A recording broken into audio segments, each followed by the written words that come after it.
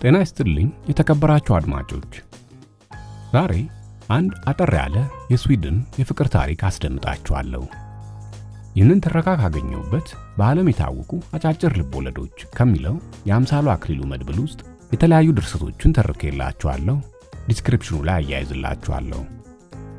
ላይክ፣ ሼር፣ ኮሜንት እና ሰብስክራይብ ማድረግ አይረሳ። ወደ ትረካው እናልፋለን።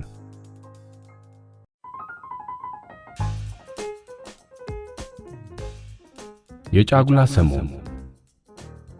ደራሲ ፔር አልስትሮም፣ ተርጓሚ አምሳሉ አክሊሉ። በዓለም የታወቁ አጫጭር ልቦለዶች በሚል ርዕስ በ1981 ዓመተ ምህረት ከታተመው የትርጉም አጫጭር ልቦለዶች መድብል የተገኘ።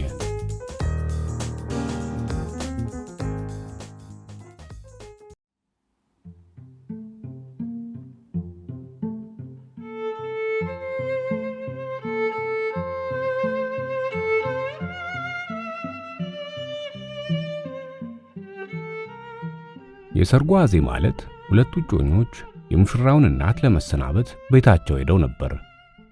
የሙሽራው እናት ለብዙ ዓመታት ያለ ባል ሲኖሩ ቆይተው አሁን ደግሞ ከልጆቻቸው የመጨረሻው አግብቶ ቤቱን ለቆ መውጣቱ ሲሆን የጫጉላው ሰሞን ካለቀ በኋላም በቤተሰቡ ርስት ላይ እንዲኖር እናቱ ሊለቁለት ነው።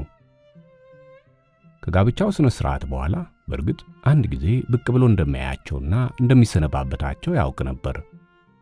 ነገር ግን የሰርጉ ድግስ ትርምስ፣ የሰው ብዛትና የመሳሰለው ነገር በውል ለማውራት እንደማያመቸውና ከዚያም ደግሞ ከጋብቻው ስነ ስርዓት ፍጻሜ በኋላ ሳይውል ሳያድር የጫጉላቸውን ጊዜ ወደማያሰለች ቦታ ለመሄድ ወደ ባቡር ጣቢያ መሄድ ስለነበረበት ረጋ ብሎ ለማውራት የሰርጉን ዋዜማ መርጦ ነበር።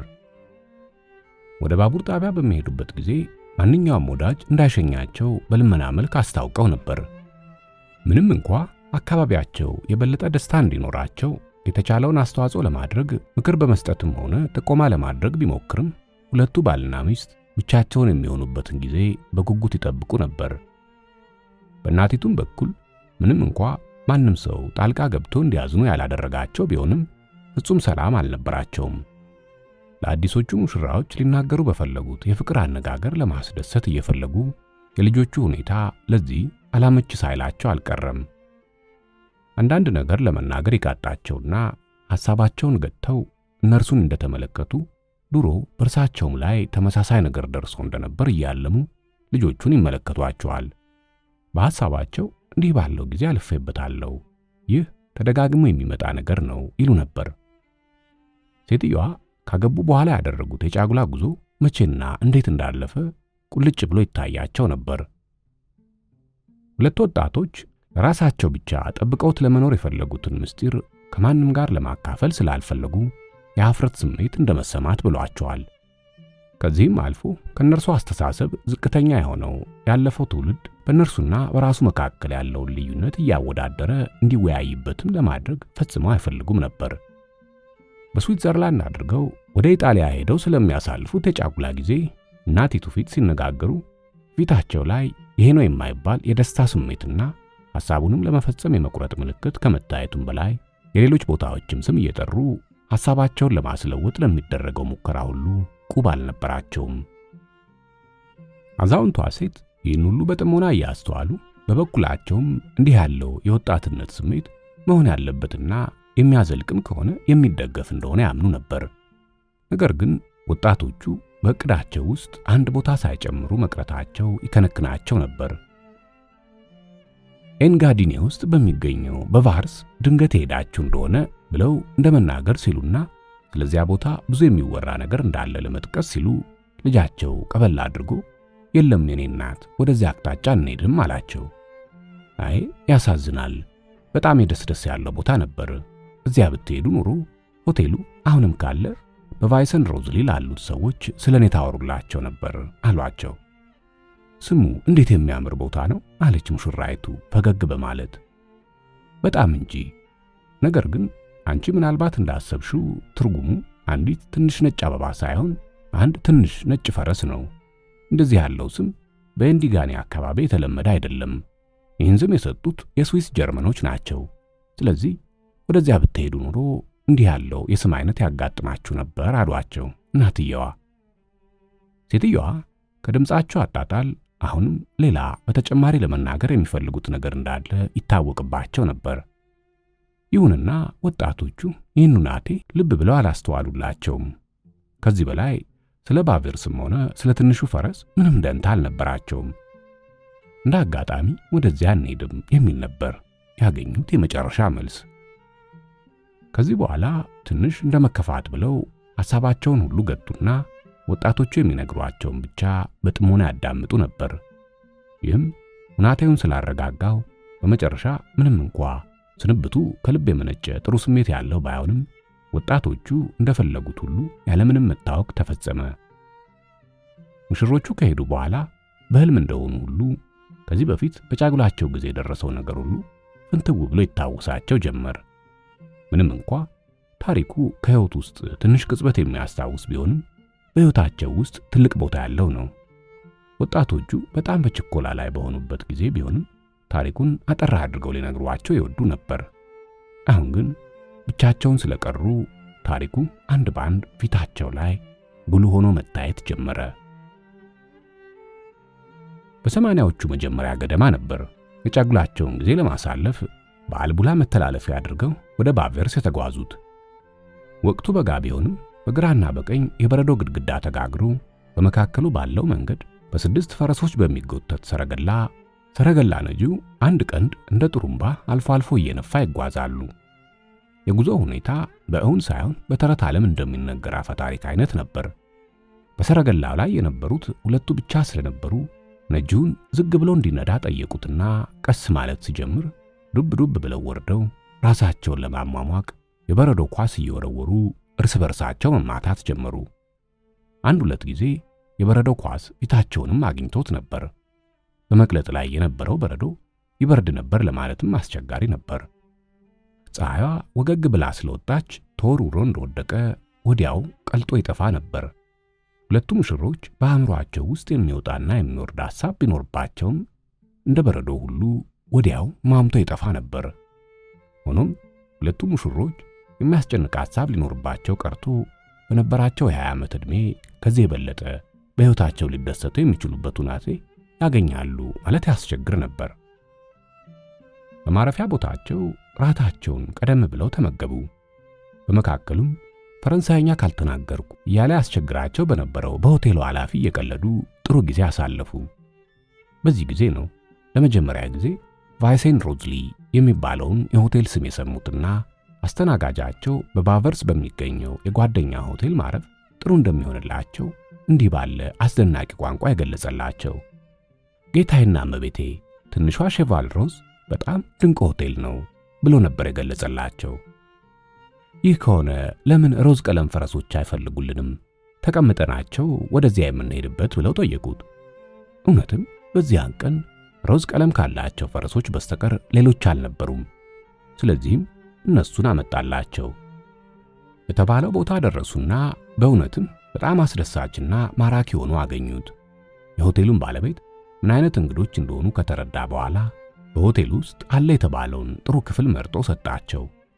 ክፍሉ ሰፊ፣ ግድግዳውና ኮርኒሱ በሚያምር ከፈት ባለ ቀረሮ እንጨት የተሰራ ሲሆን ፀሐይ ወጥታ መስኮቱ ሲከፈት በግድግዳውም ሆነ በኮርኒሱ ላይ ወርቃማ ቀለሟን ትፈነጥቅባቸዋለች።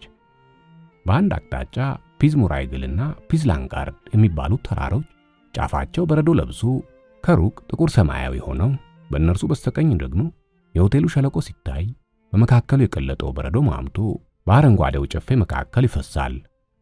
ቤቱ በሞላ ከአንዳንድ ክፍሎች ጣራና ግድግዳ በስተቀር ነጭ ቀለም ከውጭም ከግቢም የተቀባ ሲሆን ግሩም የሆነ ወተት ወተት የሚል ሽታ ነበረው። ለእንግዶቹ በዚያ ቦታ ያለው ሁሉ እንግዳ ነገር ቢመስላቸውም ሁሉም የሚያስደስትና የሚማርክ ሆኖ ነው ያገኙት። እዚህ ቦታ ብዙ ቀናት ሲቆዩ በጣም የደስደስ ባለው ቀዝቃዛ አየር ምንም ሳይደክማቸው ረጅም የሽርሽር ጉዞ ያደርጉ ነበር።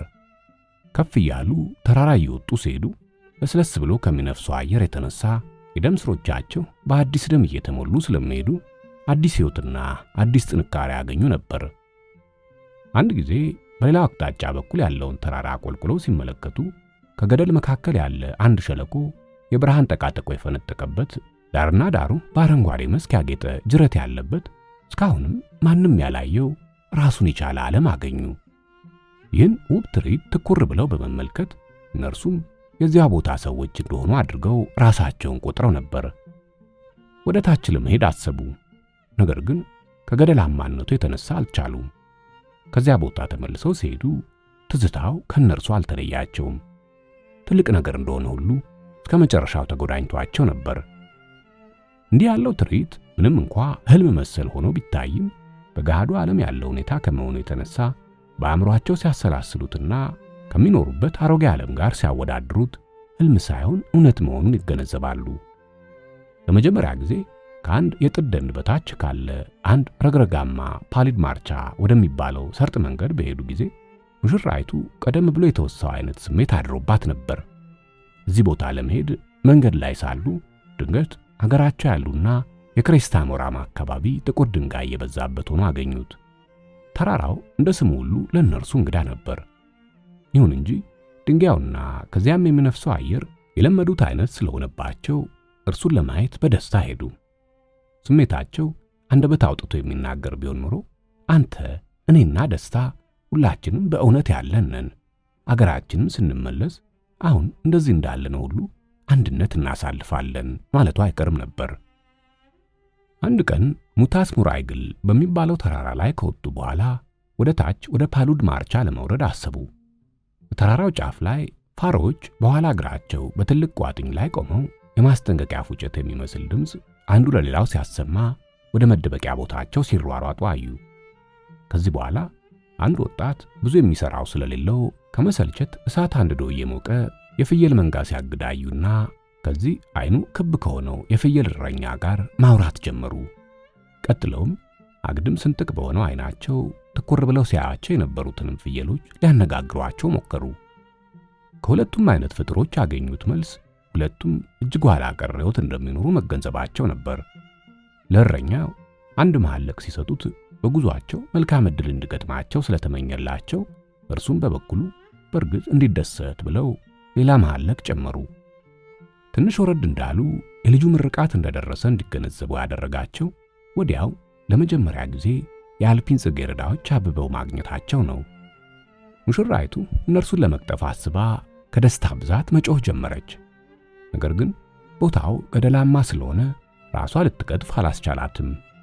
ባለቤቷ እንዳይወድቅ በአንድ እጁ አንድ ነገር ይዞ እያንዳንዷን እየቀጠፈ ያቀብላት ጀመር። ድንገት እግሩ ሳታለውና በነፃው እጁ አንድ የጽጌረዳ ቅርንጫፍ ለቀም አድርጎ ይዞ አይዞሽ አትፍሪ፣ ነገር ግን የቆምኩበት ቦታ አስተማማኝ ቦታ አይደለም፣ እግሬ የቆመበት ቦታ የከዳው መሰለኝ፣ ስለዚህ ሌላ መፈለግ አለብኝ፣ ነገር ግን ብንቀሳቀስ የከፋ ነገር ያጋጥመኝ ይሆናል፣ ይህን የጨበጥኩትን ቅርንጫፍ ብለቀውና አጠገቡ ያለውን ቢዝ ክብደቴን የሚችል ለመሆኑ እጠራጠራለሁ ብሎ ነገራት። ወዲያው የሁኔታውን አደገኛነት ተረድታ ባሏን ከአደጋው ለማዳን የሚቻለው ብቸኛው መንገድ ምን እንደሆነ ተረዳች። ሰውየው ወዲያው ካለበት ሁኔታ መዳን ካልቻለ ከእርሱ በታች ጠብቀው የነበረው ጅው ያለ ገደል ምን ውጤት ሊያስከትል እንደሚችል ግልጥ ነበር። አትንቀሳቀስ፣ ትንሽ ታገሰኝ አለችና ትከሻዋ ላይና ወገቧ ዙሪያ ጣል አድርጋ የነበረውን መደረቢያ ከሰውነቷ ላይ አንስታ እንደ ገመድ ሸረበችው። አጠገቧም ብዙ ድንክ ጽዶች ነበሩ። ወዲያው ከነርሱ ውስጥ ጠንካራና ደህና አድርጎ ስር የሰደደ መስሎ የታያትን መረጠችና የተሸረበውን መደረቢያ በአንድ ጫፉ አሰረችበት። አንደኛውን ጫፍ በግራ እጇ አንጓላ አስራ ባለ በሌላ ኃይሏ ሁሉ ስባ ያዘችው። እንዲህ አድርጋ ወደ እርሱ በማጎንበስ አንዱን እጁን ለመያዝ ቻለች። እኔን ጥሩ አድርገህ ብትይዘኝ በእግርህ የተሻለ ጠንካራ ቦታ ፈልገህ መርገጥ ትችላለህ አለችው። እከብድሻለሁ፣ ሚዛኔ ወደ አንድ ወገን አጋድሏል አላት። የነገርኩህን በፍጥነት ማድረግ አለብህ። ቅርንጫፉን እንደለቀቅ ሌላ ለእግርህ መቆናጠጫ ታገኛለህ። ቶሎ ብለህ ትንሽ ወደ ቀኝ ብታደላ አንድ ጠንካራ ቦታ አለልህ። እኔን ከያዝክ በኋላ ወዲያው እርሱ ላይ ልትቆናጠጥ ትችላለህ። እንዲህ ካደረክ እኔም እረዳሃለሁ አለችው። ድንጋጤ ባገረጣው ፊቱ በአድናቆት ፈገግ እያለ አሻቅቦ ተመለከታት። አሁን ልክ ነሽ፣ የሚቻልም ነገር ነው። አሁን ያሰብሽውንና ሌሎችም ዘዴዎች እኔም አስቤያቸው ነበር። ነገር ግን ባለሁበት ሁናቴ ሐሳቦች እየመጡ ወዲያው ልም እንደሚሉ የሚገርም ነገር ነው። አሁን የያዝኩትን ቅርንጫፍ ብለቀው ሌላው ሊከዳኝ ይችላል። ከዚያም በኋላ ሙሉ ክብደቴ አንቺ ላይ ያርፋል ማለት ነው አላት። ግድ የለም ይህን ያህል አቅም አላጣም አለችው። ግን እኮ መደረቢያው ወይንም እሱን ያሰርሽበት ጥንካሬ የሌለው ከሆነስ? ግድ የለም በደንብ አድርጎ ይችላል። ይልቅ በል እንዳልኩ አድርጋውን አለችው። አንቺንም ጎትቼ ወደ ታች እንደምጥልሽ አይታይሽም አላት። መሆን ካለበት ለምን አይሆንም? አንተ እኔ ብቻዬን ምን አደርጋለሁ? ፊቷ ወደ እርሱ ጠጋ ብሎ በደስታ እያበራ ፈገግታዋን ያሳየችው አሁን በተራዋ እርሷ ነበረች። እድላቸው አንድ ሆኗል። ምንም ይምጣ በሁለቱም ላይ መምጣት አለበት። ምንም ይሁን ምንም በተለይ በእርሷ በኩል ምንም አያስደነግጣትም። እጇን ጥሩ አድርጎ ከያዘ በኋላ የነገረችውን አይነት እንቅስቃሴ በማድረጉ እግሩ የተፈለገው ቦታ ላይ አረፈ። ከዚያ ወዲያ ከአደጋ መትረፉ ተረጋገጠ። ከጥቂት ጊዜ በኋላ ቀስ ብሎ እየተጠነቀቀ ወደ ላይ ወጣ። ከወጣ በኋላ ጎን ለጎን ተቀምጠው እጃቸው ዝሎ አንዱ ሌላውን ፈዞ ይመለከት ጀመር። ድካማቸው ስራቸው ከመጎተቱ የተነሳ ስለተገታተረ ነው ወይንስ ከማንኛውም ነገር ይበልጥ ሰውነት ውስጥ ጠልቆ ከሚገባው ከደስታው ብዛት የተነሳ እንደሆነ ማወቅ አልቻሉም። ወዲያው ግን መፋዘዛቸው አለፈና መሳሳም፣ መተቃቀፍ፣ መተሻሸትና አንዱ ከሌላው ጋር ግንኙነት የሌለው ቃል መቀበጣጠር ጀመሩ። በአእምሯቸው የነበረው ያለፈው አደጋ አልነበረም። ለእርሱ ናቴ ወዲያው ረስተውታል። ፍቅራቸው እየታደሰና እየጎለመሰ አዲስ እየሆነ ከገላ መታጠቢያ ቤት ሰውነትን ተጣጥበው ሲወጡ የሚሰማው አይነት ጥሩ ስሜት አደረባቸው። የሚገርመው ይህ ስሜት በሁለቱም ላይ ያለመበላለጥ ማሳደሩ ነው። በተዋሃደው አካላቸው ሁለት ልብ ሳይሆን የሚመታው አንድ ብቻ ነበር። ወደ ታች ወደ ሰርጡ መንገድ ለመሄድ ሲያቆለቁሉ እጆቻቸው አሁንም ይፈላለጉ ነበር። እጅ ለእጅ በሚያያዙበትም ጊዜ የስሜት ሞገድ በሁለቱ መካከል እየተፈጠረ ሄደ። ግን በሐሳባቸው ርቀው መጥቀው ይሄዱ ነበር። የእርሷ ብቻ ብዙ አልራቀም። እንዴት ነው አሁን ከቀድሞ ይበልጥ ደስተኛ የሆንኩት ብላ ራሷን በራሷ ጠየቀች። ስለ መልሱ ትንሽ ተቸግራ ነበር። ነገር ግን ይህ ደስታ ከሰራችው ሥራ ጋር ግንኙነት ያለው ለመሆኑ ተመራምሮ ለመረዳት አልከጀላትም። ይህ ቀላልና መሆንም ያለበት ሥራ ስለሆነ ብዙም ውጣ ውረድ የማያስፈልገው ምርምር ነው። በእርሱም በኩል ካለፈው ጊዜያት የበለጠ እያፈቀራት ሄደ። ባሏ ባዳነችው ጊዜ ፊቷ ላይ የነበረውን ጭንቀትና የተናገረቻቸውንም እያንዳንዱን ቃላት በደንብ አድርጎ ያስታውሳል። ተመክቶባታል። ለእርሷነቷና ለማንኛውም አድራጎቷ ሁሉ ታላቅ ክብር ሰጥቶታል። አደጋው እስከደረሰባት ጊዜ ድረስ የምን አይነት ፍጡር ባል እንደሆነ በወጉ አያውቅም ነበር። ቀድሞ ያፈቅራት ከገጠሙት ልጃገረዶች መካከል ቆንጆዋ በመሆኗና ለእርሱ የተፈጠረች እንደሆነች ከማመኑ የተነሳ ብቻ ነው። እንድታፈቅረው ባደረገ ጊዜ የነበረው ደስታ ይህ ነው አይባልም ነበር። እንዲያው የህልም ያህል ቆጥሮት ነበር። ሚስቱ፣ የኑሮ ጓደኛው፣ የሚወደው መጫወቻ ዕቃ፣ የሕዋሳቱ መጽናኛ ከሆነች በኋላ ግን ጥሩ ዕድል ለሰው ልጅ የሚያመጣውን ነገር ሁሉ እንዳገኘ አድርጎ ቆጠረው። በመጨረሻ ግን ይህ ያገኘው መልካም ዕድል እርሱ ካሰበው የበለጠ ሆኖ እንዲያውም ሊጠፋ ሲል በተአምር የዳነ እንደሆነ አድርጎ ተመለከተው። ከሚያንጸባርቁ አይኖቹና ከማራኪዎቹ ዝብዘባ ካልበዛበት አነጋገር ሕይወትን ዘላለማዊና ጣፋጭ እንደሆነች አድርጎ አያት። በእርሷ ፍቅር የመኖርን ጣዕም ስላወቀ ለመጀመሪያ ጊዜ እውነተኛ ባልና ሚስት እንደሆኑ እየተገነዘበ ሄደ። ሆቴሉ እንደደረሱ በሁለቱ መካከል አንድ ነገር እንደደረሰ ሰው ሁሉ መገንዘቡ ስለተሰማቸው የሚታይባቸውን ለውጥ ለመደበቅና እንደ ቀድሞአቸው ሆኖ ለመታየት ሞከሩ። ምንም እንኳ እርስ በርሳቸው እንደዚህ ያለ ነፃና የተዝናና ስሜት ቢያድርባቸውም ለውጡን ለሰው ላለማሳየት ያደርጉት የነበረው ሙከራ ቀላል ሆኖ አላገኙትም። ሉዓላዊ ግርማ ተጎናጽፎ አልታወቅ እንደማለት የስበት ኃይል በሌለበት ዓለም እንቅስቃሴን ለመቆጣጠር እንደመሞከር አይነት ነበር። ብቻቸውን በሚሆኑበት ጊዜ ከገደሉ አፋፍ ላይ በጽጌረዳዎቹ አጠገብ በነበሩበት ጊዜ በተፈጠረው ዘውትር እየታደሰ በሚሄደው የፍቅር ስሜት ማንም ጣልቃ ሳይገባባቸው ሰክረው ይደሰታሉ። ጠዋት ሙሽራው ገርበብ ብሎ ተዘግቶ በነበረው መስኮት መካከል ከገባው የፀሐይ ብርሃን የተነሳ ከእንቅልፉ ነቃ። የቀዝቃዛውን የጠዋት አየር ለማሽተት መስኮቱን ወለል አድርጎ ሲከፍተው ከውጭ ወደ ውስጥ የሚገባውን የልዩ ልዩ የመስክ አበቦች መዓዛ አሽትቶ በውሃ ሰማያዊ፣ በአልማዝና በብራማ ቀለም የተጠመቁ መስለው ታዩት። አረንጓዴ ቀለም የለበሱት ተራሮችም የብር ውሃ የተርከፈከፈባቸው ይመስሉ ነበር።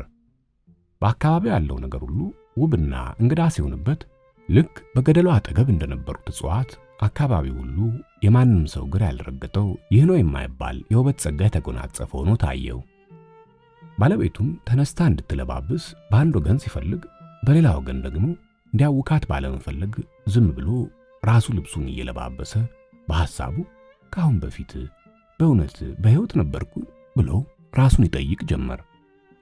አንዳንድ ሰዎች ለማስታወሻ እንደሚያደርጉት ሁሉ በመስኮቱ አጠገብ ባለው ግድግዳ ላይ አንድ የተጻፈ ነገር ነበር። እንዲህ ያለው ሁናቴ የአንዳንድ ሰዎችን አስተያየት ሲማርክ፣ ለሌሎች ግን ዝም እዚህም እዚያም እየገባች እንደምታውቅ ይቆጠራል። የተጻፈውን ማንበብ ሲጀምር ሌሎችም ጽሑፎች እዚያው አጠገብ ነበሩ። ሁሉም የወንድና የሴት ስሞች ሲሆኑ አብዛኞቹ የእንግሊዝ ስሞች ነበሩ። እስራቸው ቀኑና ዓመተ ምሕረቱ ያለበት አዲስ የተጋቡ ሙሽራዎች ስም ሲሆን የጻፉትም በበዓል እንደተለመደው ሁሉ በጫጉላ ክፍላቸው ስማቸውን ለመተው ብለው ነው።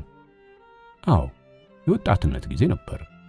ምን ለማድረግ እንዳሰበ ሳያውቅ ድንገት ከኪሱ እርሳስ አወጣና ቡናማ ቀለም ባለው የግድግዳ እንጨት ላይ አንድ ነገር ጻፈ።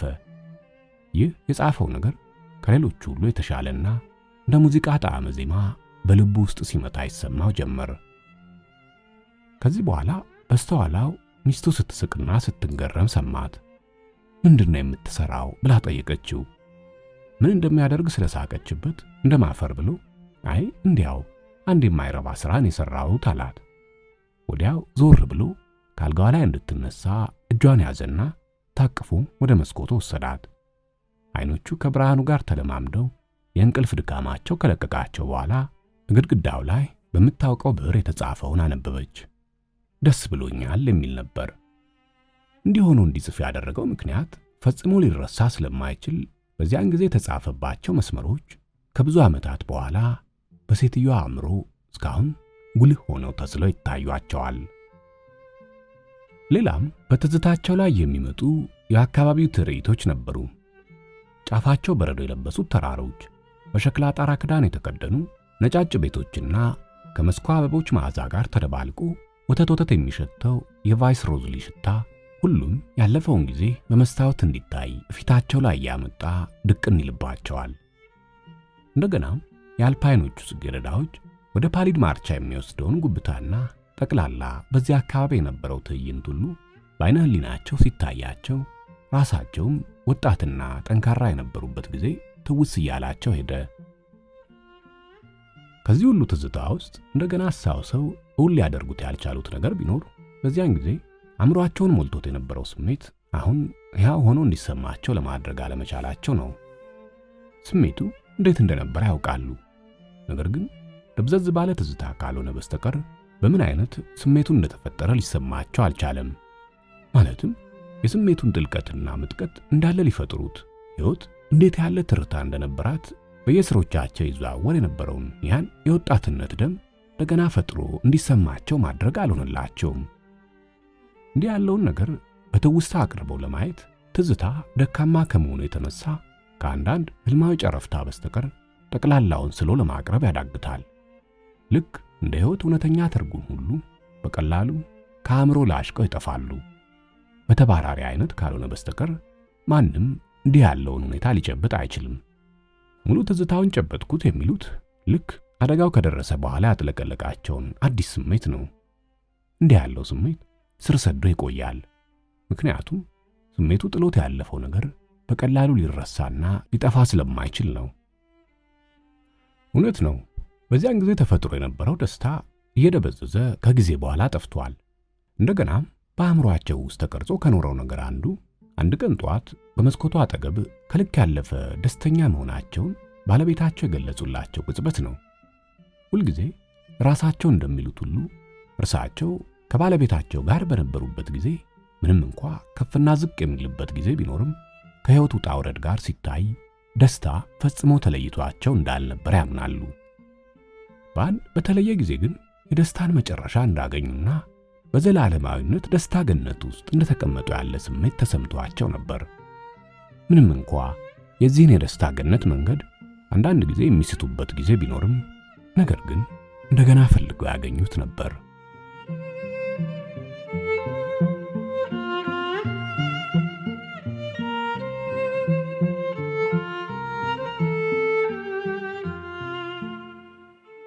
ልጅየውና ባለቤቱ ምንም እንኳ ወደ ኤንጋዴን ለመሄድ ያቀኑ ባይሆንም ወደዚያው ጎራ አሉ።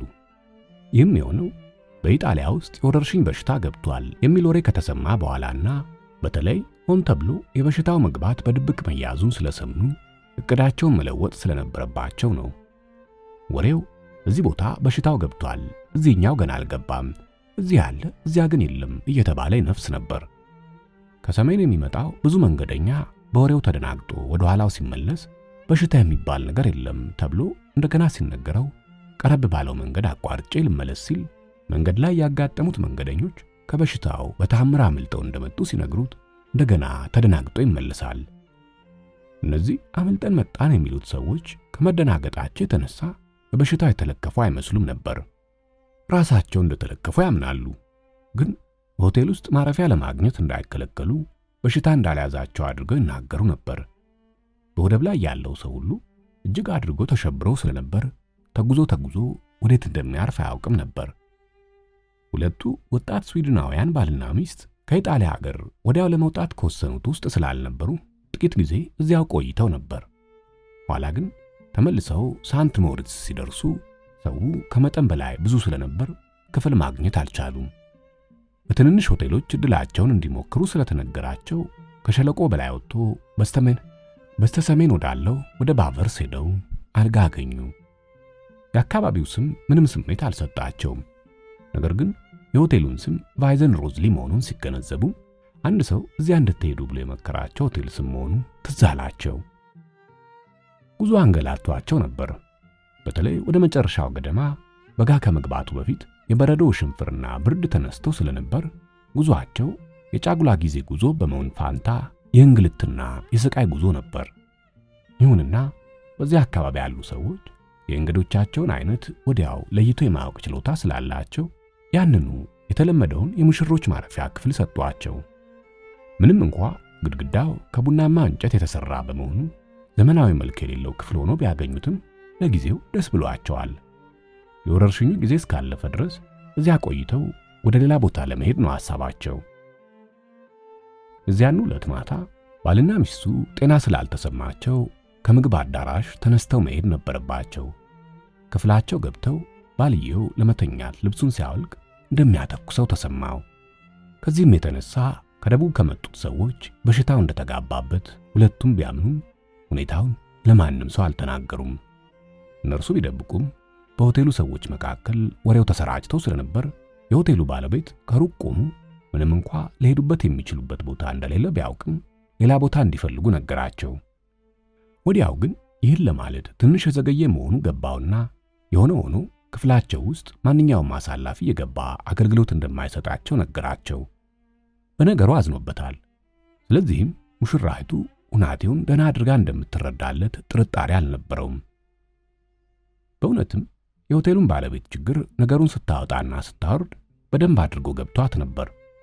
ሆኖም ምንም እንኳ ባለቤቴ በወረርሽኙ ለመለከፉ ተጨባጭ ማስረጃ የሌለም ቢሆንም ያልጠረጠረ ተመነጠረ ነውና ሊሆን ይችላል ብሎ ማመኑ ሳይሻል አይቀርም ብላ አመነች።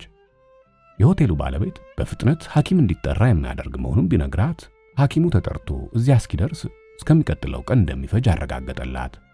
እስከዚያ ድረስ ግን ክፍሉን ከማንኛውም አስተላላፊ ተባይ ማጽዳት የሚገባ ከመሆኑ በላይ ወደ በሽተኛው ክፍል ማንም ሰው እንዲገባና ከዚያም እንዳይወጣ ያቀረበችለትን ሐሳብ ሙሉ በሙሉ ተቀበለ። ይህ ሁሉ ከተደረገ በኋላ መምተኛውን ባሏን ማስታመም ያዘች። እንደኔው ታመሽና እንዲገርጥተሽ እንዴት አድርገሽ እኔ ልታስታመሚ ትችያለሽ ብሎ ሲጠይቃት ያደከመኝ ጉዞ እንጂ በሽታ አይደለም፣ አሁን ደግሞ የጉዞ ጉዳይ ካለቀ ሌላ የማስብበት ነገር ስለተፈጠረ ፍጹም ድካም አይሰማኝም፣ አንተ ትኩሳት ሲኖርብህ እኔ የለኝም ብላ መለሰችለት። ስላለመታመሟ እርግጠኛ አልነበረችም። ይሁንና አልታመምኩም የሚል ስሜት ስላደረባት እንደዚህ መሆንም ይገባዋል ብላ አሰበች። ይህንንም በማድረግ የደረሰባቸውን አደጋ ለማቃለል ይረዳል ብላ አስባ ነበር። ወዲያው ብዙ መናገር እንደሌለበትና አርፎ እንዲተኛ ነገረችው። እርሱም ቢሆን እያደር እየደከመው ስለሄደ የመናገር አቅሙ እየተዳከመ ሄዶ ነበር። ከዚያም ቀስ በቀስ ህመሙ እየተሰማው ሄደ። ራሱንም ያዞረው ጀመር። ሌሊቱን ሙሉ አጠገቡ ተቀምጣ ስቃዩን ለማቃለል የተቻላትን ሁሉ ለማድረግ ተጣጣረች። እንደ አጋጣሚም የወሰደቻቸው እርምጃዎች ሁሉ የተሳኩ ነበሩ። ሐኪሙ በሚቀጥለው ቀን ከመጣ በኋላ እርሷ ስትሰጠው የነበረው እርዳታ ትክክለኛ መሆኑን ከማረጋገጡም በላይ የበሽታ ሁናቴ ተስፋ የሚያስቆርጥ አለመሆኑን ጭምር ሲነግራት ትልቅ የምስራች ነበር የሆነላት። እንደ ዶክተሩ አነጋገር ህመሙ ከወረርሽኝ የተነሳ ሳይሆን ምናልባትም የተራራ በሽታ የሚሉት አይነት ሳይሆን አይቀርም። ምንም እንኳ የቦታው ከፍታ ይህን ያህል ትልቅ ነው ባይባልም በፍጥነት የተደረገው የአየር ጫናና የሙቀት ለውጥ እንዲህ ያለውን ሁናቴ ሊያስከትል ይችላል። ይሁንና ህመምተኛውን ከሰው እንዳይገናኝ አድርጎ ማስታመሙ ደግሞ ህመሙ ከታሰበው በላይ ሆኖ የተገኘ እንደሆነ ጥሩ ብልሃት መሆኑን ሐኪሙ አረጋገጠላቸው። ወጣቷ ሴት ወደደችም አልወደደችም የሆቴሉ ሰዎች በህመሙ ከመደናገጣቸው የተነሳ ባለቤቷን አግልላ ማስታመም ምንም አማራጭ የሌለው መንገድ መሆኑን ተረድታለች። ሐኪሙ እርሷንም ልመርምርሽ ብሎ ሲጠይቃት እምቢ አለችው። ምክንያቱም በማስታመም ፋንታ ራስ መታመም ልትቀበለው የማትችለው ነገር ሆኖ ስላገኘችው ነው። እውነትም ከባለቤቷ የተሻለች መሆኗ ወይንም እንዲያው በእምቢታ አልታመምኩም ብላ በማመን የምታደርገው መሆኑ ወደፊት እየተከሰተ የሚሄድ ጉዳይ ነው። በሚቀጥለው ቀን ስለ ራሷ መታመም ስጋቱ እየለቀቃት ከመሄዱ በላይ ሐኪሙ ባለቤቷም ከጥቂት ቀናት በኋላ አድኖ ካልጋ እንደሚነሳ አረጋገጠላት። ባልየው ከህመሙ ከዳነ በኋላ ለሁለቱም የደስታና የሰላም ህይወት ተፈጠረላቸው። ይህም የመጣው ሁለቱ ለብቻቸው ማንም ጣልቃ ሳይገባባቸው ይኖሩት ስለነበረው የጫጉላ ጊዜ ኑሮ የተነሳ ሳይሆን ካጋጠማቸው ድንገተኛ መከራ ተበራተው ከመዝለቃቸው የተነሳ ነው። በዚህም ያደረሳቸው አንዱ ለሌላው የነበረው ፍቅር ነው። በፊትም ተፋቅረው የተጋቡት፣ ነገር ግን ድንገት የመጣባቸው ዱብዳ ፍቅራቸው እንዲጠነክርና እንዲጎለብት አድርጎታል። ካለፈው ትውልድ ይልቅ ስለ ፍቅር በይፋ የሚናገር ትውልድ መካከል ነው የተፈጠሩት። እንደነሱ እምነት ከሆነ ፍቅር እንደተከበረ ነገር ከሰው ልጅ ህይወት ተገልሎ የሚታይ ነገር ሳይሆን ወደ ፍጹምነትም በእንደዚህ ባለው መንገድ ነው መድረስ የሚቻለው። ለዚህም ጥሩ ምሳሌ የሚሆነው ከተክሉ ላይ ተቀጥፎ ለብቻው በእንክብካቤ የሚያዝ አበባ ነው። አበባ ግንዱ ላይ ሲኖር ምንም እንክብካቤ ሳይደረግለት መኖሩን ይቀጥላል። የህይወት ህግ ነውና። ነገር ግን ከልብ ለመንከባከብ በሚደረግለት ጥረት ዘላለማዊነቱ እያጠራጠረ ይሄዳል። ይህም የሆነበት ምክንያት ሊሆን የማይችለውን ነገር ይሆናል ብላ ከማመን የተነሳ ነው። አንድ ቁማርተኛ አሸንፋለሁ ብሎ ያለ የሌለኝን እዚህ ካርታ ላይ መድቤዋለሁ፣ ካጣው ሁሉንም ነገር አጣለሁ ማለት ነው ብሎ እንደሚጫወት ሁሉ ህይወትንም ሁለት ወጣቶች እንደዚህ አድርገው ነበር ያዩት። ህይወት በሐሳባዊነት የተሞላ የደስታ ፍትወት ነው። ምን ያህል ስሜት በመካከሉ ቢኖርም ራስ ወዳድነት በውስጡ ተደብቆ የሚኖርበት ስለሆነ በመካከሉ እንቅፋት ሊያደናቅፈው የሚችል ህይወት ነው። እነዚህ ሁለት ወጣቶች ደስታቸው ገና እየቀዘቀዘ አልሄደም። ያጋጠማቸውም ችግር እንደሚያጠናክረው ጥርጥር አልነበረውም። ሆኖም በመካከሉ አንድና ሁለት ጊዜ ግን ኃይለኛ ነፋስ ነፍሶበት ነበር። አሁን ጸጥ ባለው የበሽተኛው ክፍል አየሩ የሰላምና የጸጥታ ለእርስ በርስ ያላቸው ስሜት ይበልጥ እየጠነከረና ሲያስቡትም ይህን ሁኔታ ሊለውጥ የሚችል ነገር እንደሌለው አምነው ነበር።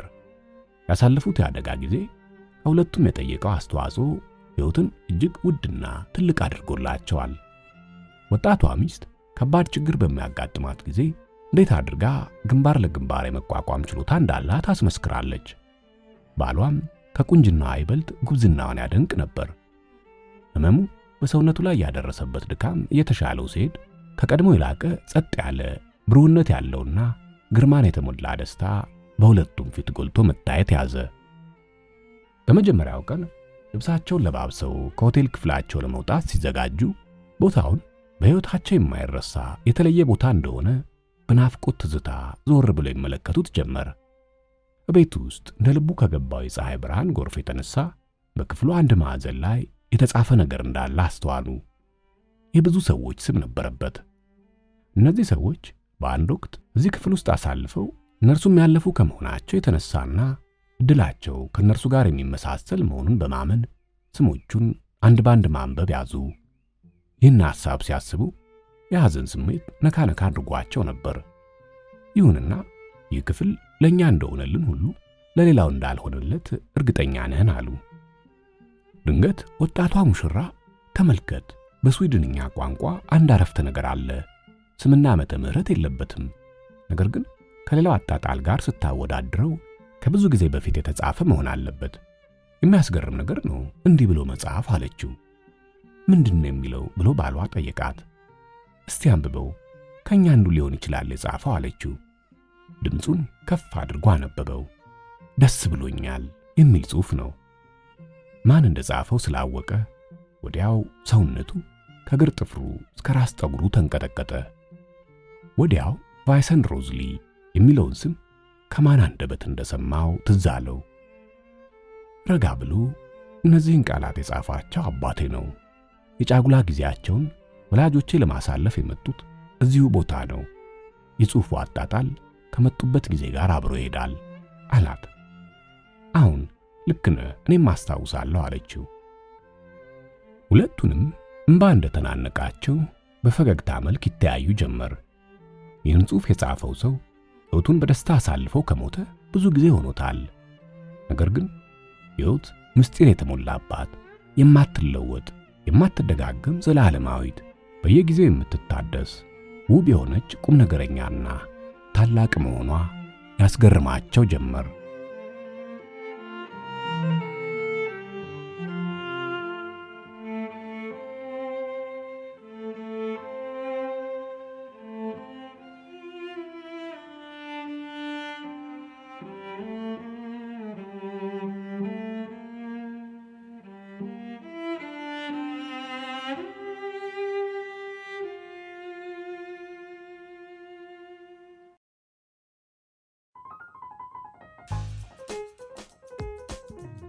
ስላዳመጣችሁ አመሰግናለሁ። አዘጋጅቼ ያቀረብኩላችሁ አድማስ ነበርኩ። በቀጣይ ትረካ እስከምንገናኝ መልካም ጊዜ።